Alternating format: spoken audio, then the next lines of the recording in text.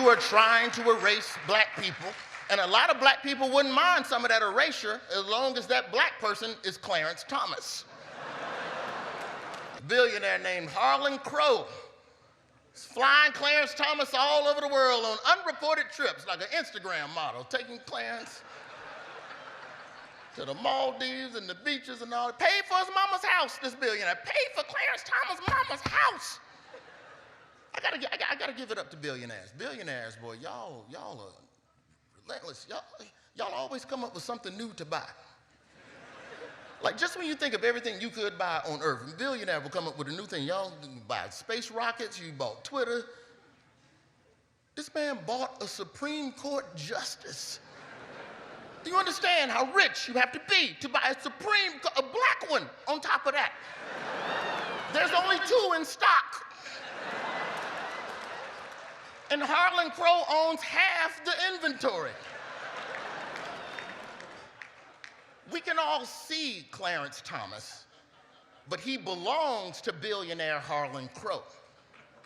And that's what an NFT is. This absolutely brutal joke from Roy Wood Jr. has aged like a fine wine as more and more info has come to light detailing the dark depths of Supreme Court Justice Clarence Thomas's corruption and his pay-to-win scheme to consolidate power among the ultra-wealthy while stripping us of our constitutional rights. Dallas tycoon Harlan Crow's controversial collection includes Hitler's notorious autobiography Mein Kampf, signed by Hitler, oil paintings by Hitler, and linen napkins embroidered with the Nazi swastika. Meet the billionaire who bought Clarence Thomas, Harlan Crow. The more this looks like the biggest scandal the court has seen in generations. It may even be the biggest since 1969, when Supreme Court Justice Abe Fortas was forced to resign after his financial dealings with a wealthy donor came to light. So let's just run through what we know about Clarence Thomas and his friend Harlan Crow so far, because just the details themselves are damning. So last week, ProPublica, incredible reporting, broke the story about the lavish gifts Thomas has received from his billionaire buddy. For 20 years, Thomas has been joining Crow on vacations. There's Leonard Leo right there, the guy that runs the Federal Society. And that's Crow on the far right, seated next to Thomas.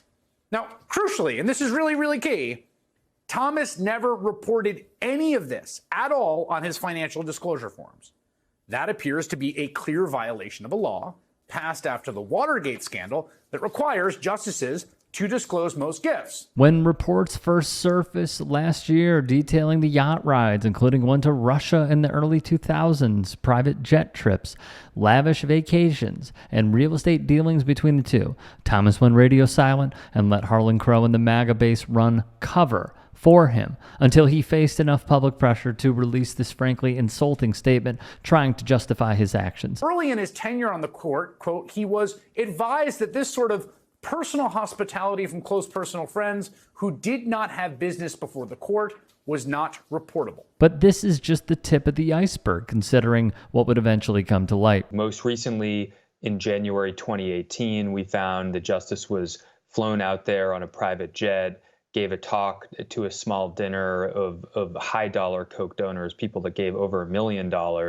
and none of this was disclosed as it should have been on his annual financial disclosures. Justice Thomas has been going there for years. He's a regular there with Harlan Crow, and he stays in this camp, which is essentially like a fraternity with a couple dozen men, and other members of that camp include Charles and David Koch. It's called Midway. So not only has Thomas been island hopping with Crow when away from the court, but he has consistently been taken to the Bohemian Grove camp over the years to rub elbows with even more connected and powerful people like the aforementioned Koch brothers and other political and corporate elites. The justice developed this relationship and bond with the Kochs on these trips to the Bohemian Grove, which really answers a question in part that we've been wondering about, which is what is going on all these trips and vacations that Harlan Crow is taking Justice Thomas on. It turns out part of the answer is, he's spending time with people like the Kochs who have active interests and, in fact, cases at the Supreme Court. For context, any other federal judge sitting in a lower court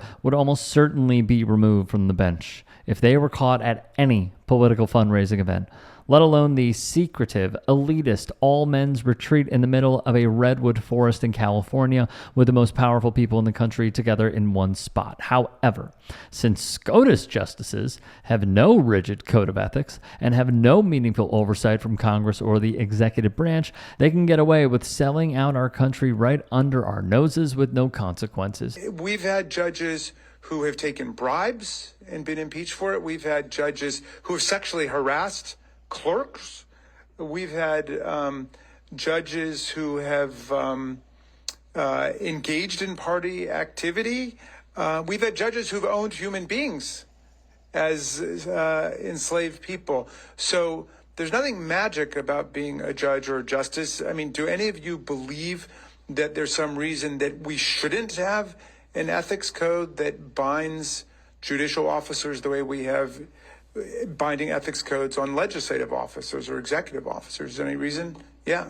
Mr. Hanson. More than that, Ranking Member Raskin, I think there's reason to have higher standards for justices who are supposed to be impartial and to hold themselves above reproach. And as we've learned from this past year's devastating scandals, are very clearly not living up to that higher standard that they should be held to. That's the crux of the entire scandal surrounding Clarence Thomas, as well as Justice Samuel Alito. The Supreme Court has had unchecked power for so long that we're now seeing the logical outcome of giving morally bankrupt judges like Thomas Alito and the other conservatives on the court lifetime access to shape the country in the image their billionaire far-right donors want to see.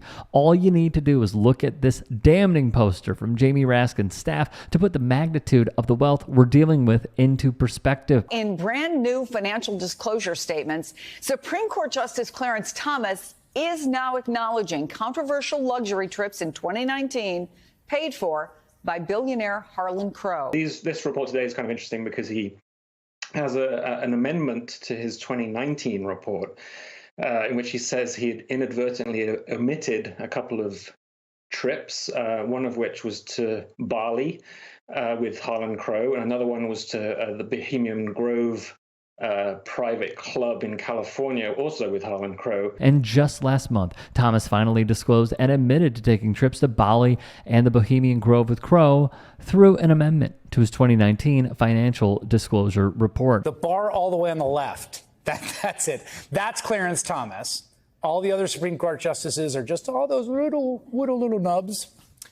Clarence Thomas has received an estimated $4 million in gifts, much of which, as you see between those two colors, right, undisclosed and disclosed, almost half of which, maybe 40% of which, was never disclosed. And that's all that we know so far, by the way. There may be more undisclosed. This graph from the watchdog group Fix the Court should be infuriating regardless of your political leanings, but as we know, the Supreme Court has always been a political institution, so unless we see some bipartisan efforts to wrangle in these rogue justices, sadly, Alexandria Ocasio-Cortez's efforts to fix the court will fall flat. I rise today to introduce articles of impeachment against Associate Justices of the Supreme Court Clarence Thomas and Samuel Anthony Alito, Jr. To note that Justice Thomas's relationship to the billionaire only began after Thomas's powerful appointment to our nation's highest court. Justice Thomas not only accepted these contributions while Mr. Crow had business in front of the court, but he accepted them in secret, failing for years and years to report them. Yet Thomas did report smaller gifts during this time, demonstrating a clear understanding of his legal obligation to report. Would a reasonable American question that receiving lavish gifts from Mr. Crow might lead Justice Thomas to have a bias towards his, quote, friend with business before the court? Without a doubt, yes. Justice Thomas, who is married to Virginia Thomas, a financially and personally involved operative in the Stop the Steal movement and Capitol attack, also joined opinions in these cases, even as clear evidence mounted that not only was his wife fully committed to overthrowing the results of a fair election, but she was actively lobbying members of the Trump administration attempting to do just that. Don't think we didn't forget about Clarence Thomas's wife, Ginny. Just 3 days after the election, Thomas sent this message: do not concede. It takes time for the army who is gathering for his back, referring to former President Donald Trump. And on November 24th, when Biden had officially been declared the winner, she sent this: I can't see Americans swallowing the obvious fraud. Just going with one more thing, no freaking consequences. The whole coup and now this. We just gave to people wanting Biden to be appointed. We just caved to people wanting Biden to be appointed. Many of us can't continue the GOP charade. Without action against these blatant violations, reasonable Americans have and will continue to lose faith in the court itself. Lastly, we cannot ignore the most important material consequences of this court's unchecked corruption and its resulting influence: the suffering of the American people. This is exactly why money in politics is so dangerous. Ordinary American citizens are left to deal with the consequences of the ruling class's pet projects while their power only continues to grow.